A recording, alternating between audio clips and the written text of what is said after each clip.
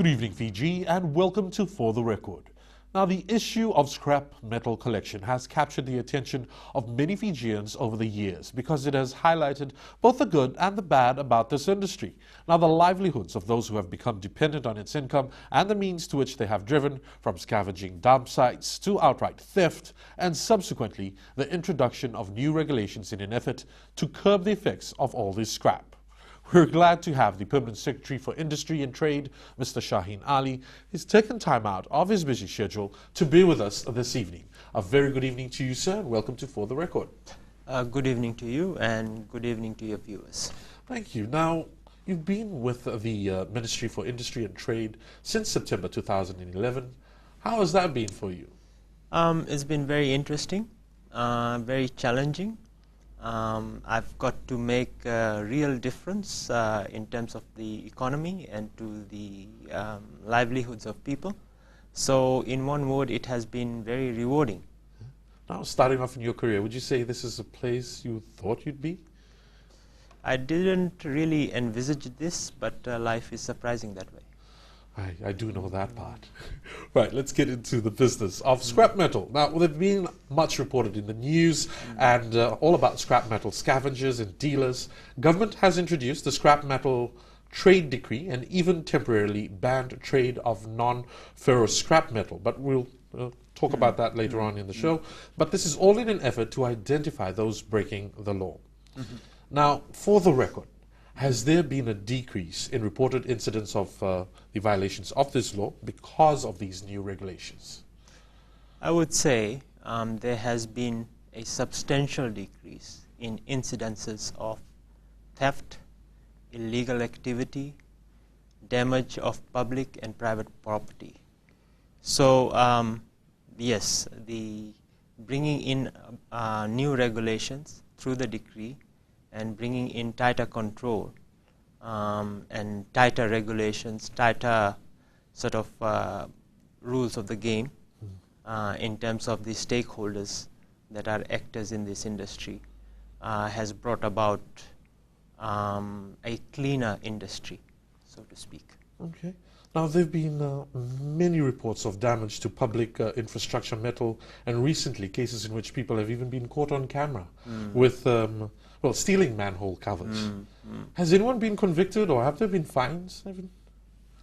I believe there has been one or two convictions under the decree. Under the crimes decree, there have been many cases that have been taken to the court.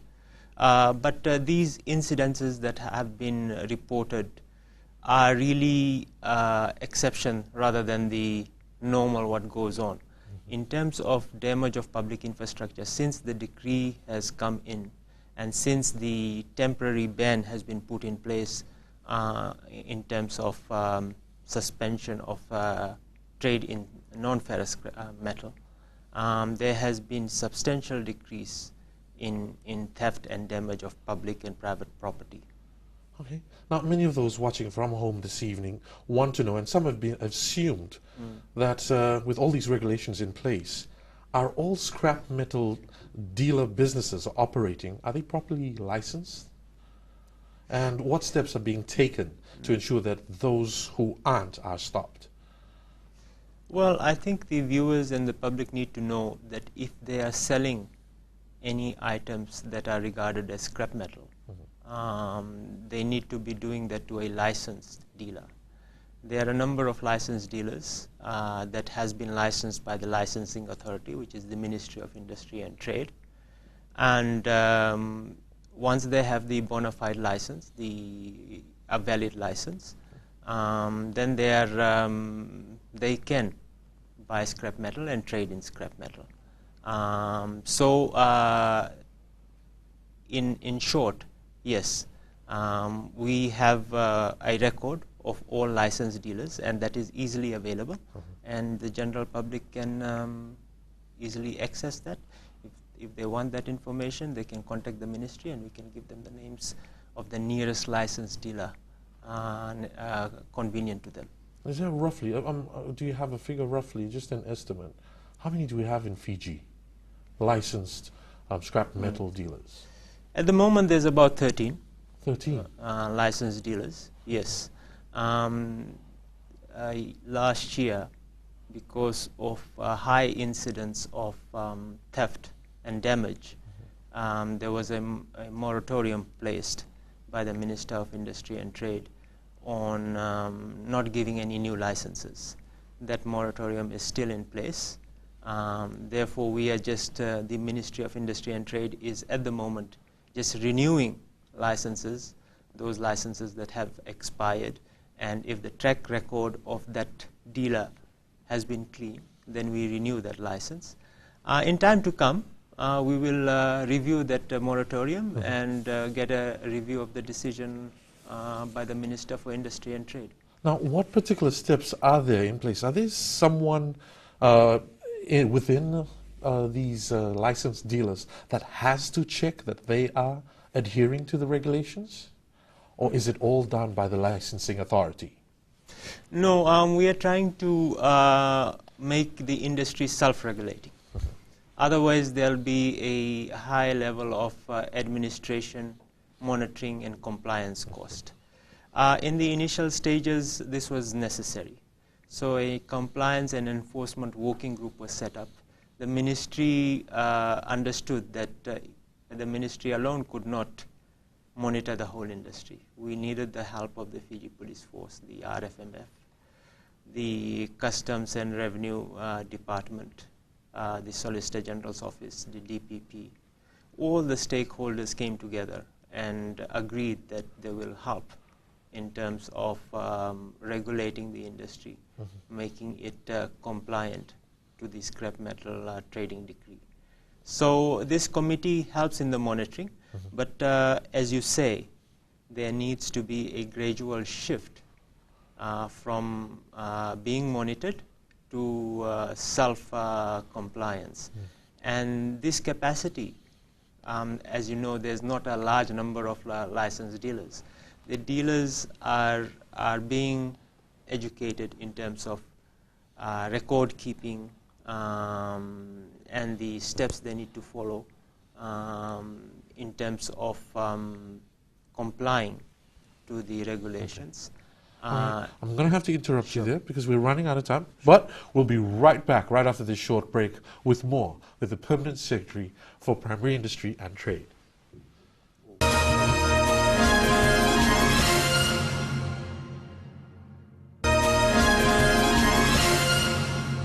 Welcome back to For the Record, and we are with the Permanent Secretary for Industry and Trade. We're talking about scrap metal collection.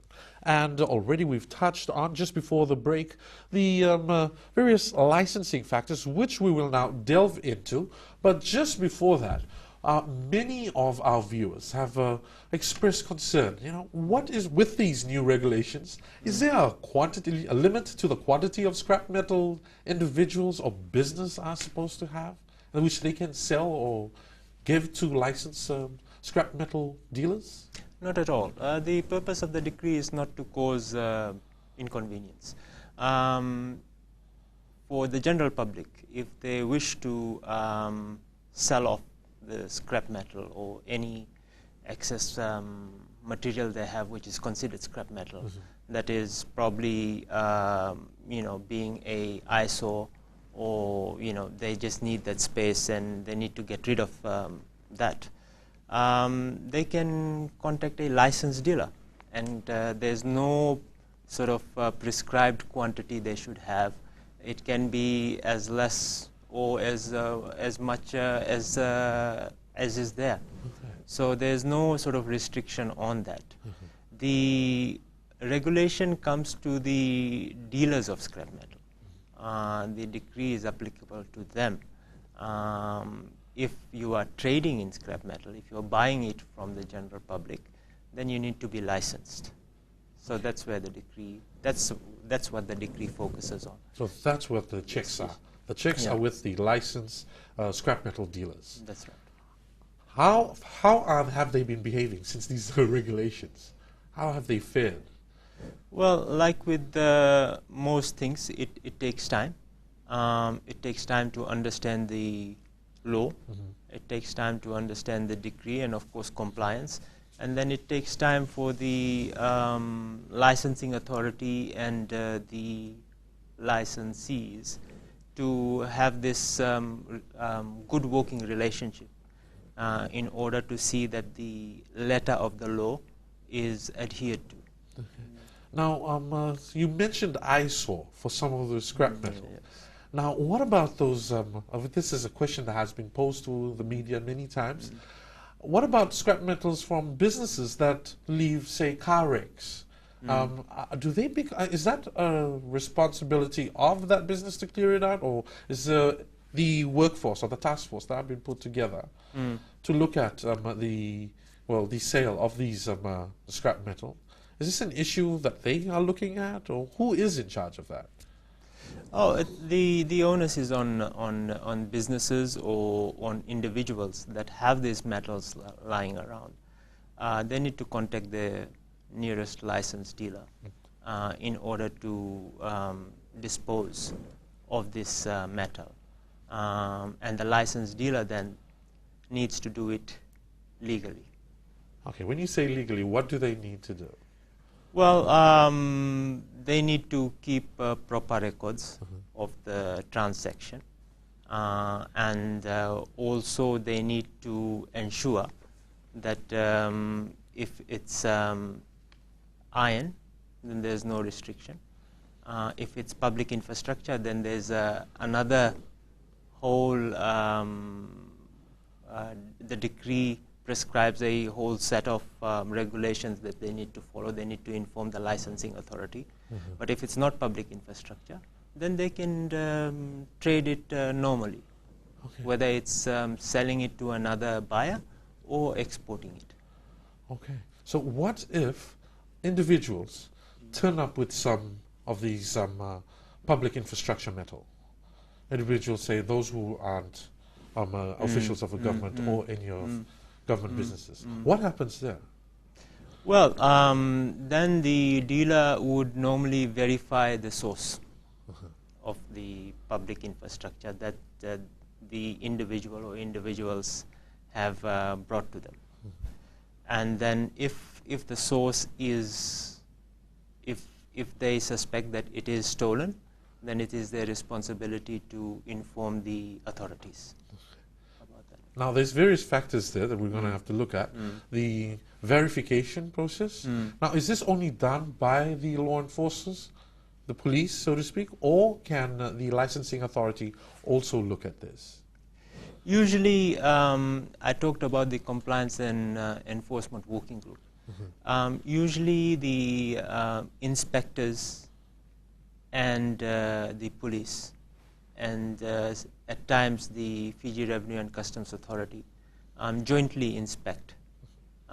So in cases where you suspect that public infrastructure has been brought for trading, you can either contact the licensing authority or the nearest police station, or even any other member of the compliance and enforcement working group. But usually the ministry or the police should suffice, and then the authorities can take it from there in terms of the investigation.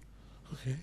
Well, obviously government departments and also government businesses will generate these scrap metal.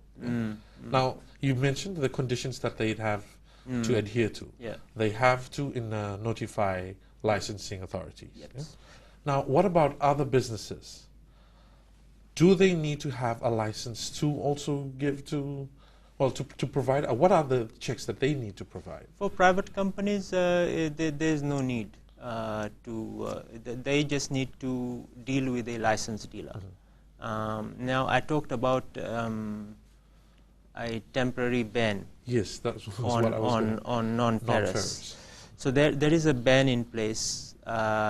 This is in response to the spate of robberies and damage that has occurred last year, that was occurring last year. So this was a collective decision that was taken by the Compliance and Enforcement Working Group to curb, especially damage to our essential services like water, electricity, telecommunications. So now this ban was in place since last year, November.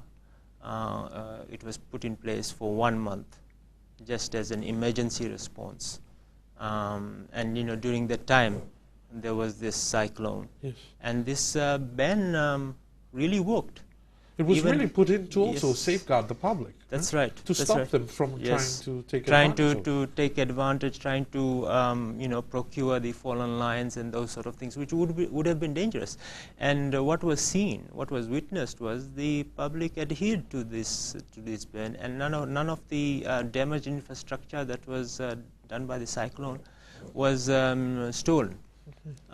So the agencies such as that were target of theft, FEA, TFL, and WAF, they have been very appreciative of this measure and have been calling for their continuation. So the measure was continued. Okay. I'm going to have to cut you Sure, off because sure, we've sure. run out of Yeah. time once again.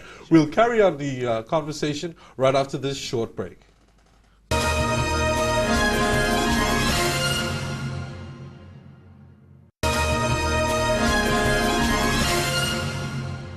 Welcome back to For the Record. We are talking about scrap metal collection and the various regulations that governments have put in place to regulate this industry. And with us this evening, we've been talking with the Permanent Secretary for Industry and Trade, Mr. Shaheen Ali. Now, just before we went into the break, we were talking about the temporary ban on the trade of non-ferrous metal.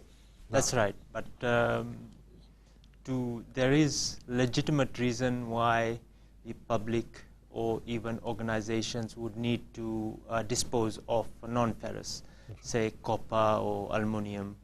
So in those cases, the ministry and the minister have also made allowance on a case-by-case basis. As with public infrastructure, the licensing authority can give a one-off approval to dispose of non-ferrous scrap metal. So in that case, record keeping is very important. Carefully monitored. Yes, like with public infrastructure, the source, volume, quantity, where it came from, those sort of things, the record keeping obligations under the decree is very tight and very comprehensive.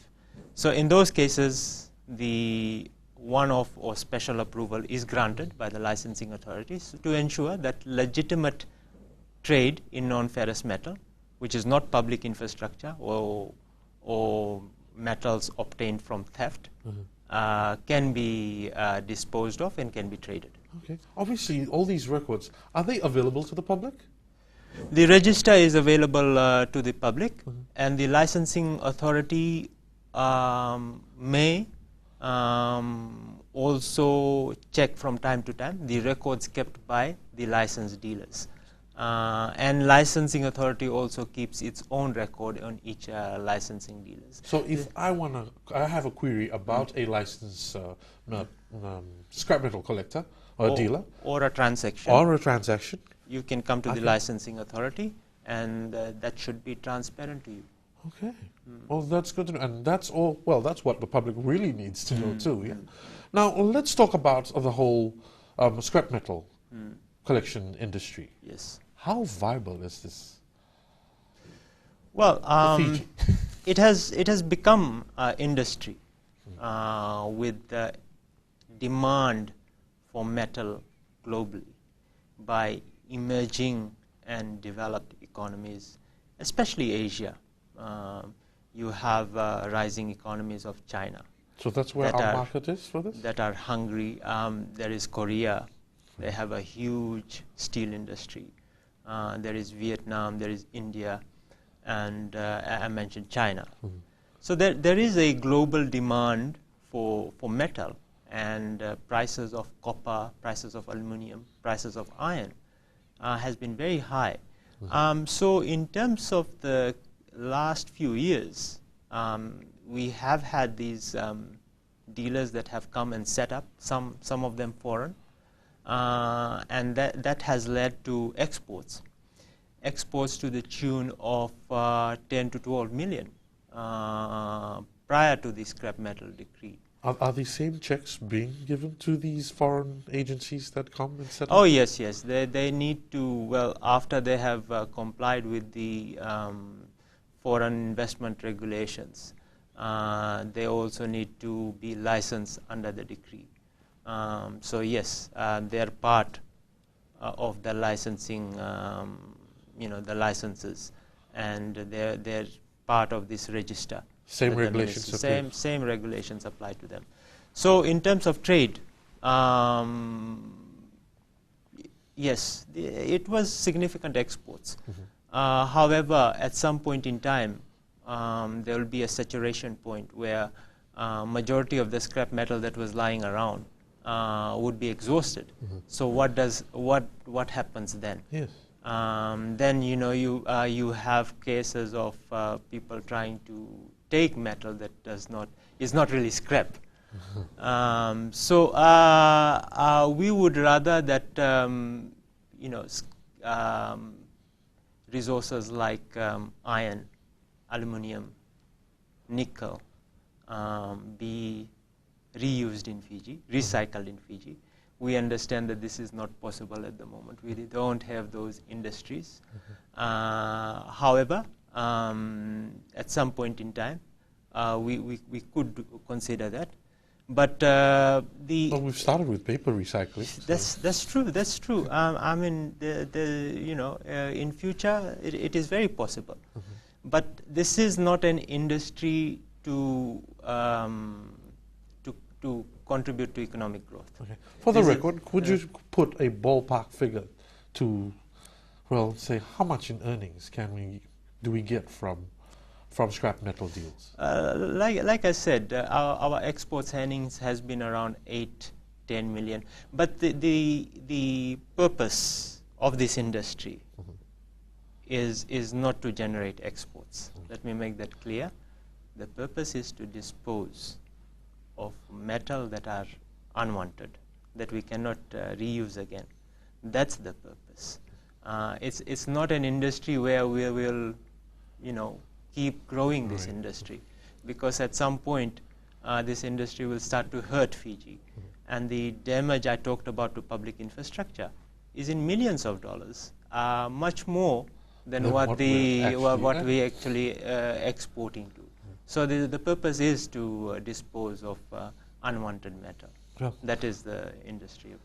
Well, thank you very much for clarifying with that this evening. Unfortunately, we've run out of time once again. Thank you for being with us this evening, Mr. Shaheen Ali. It's a pleasure. Hopefully we will see you again on the show.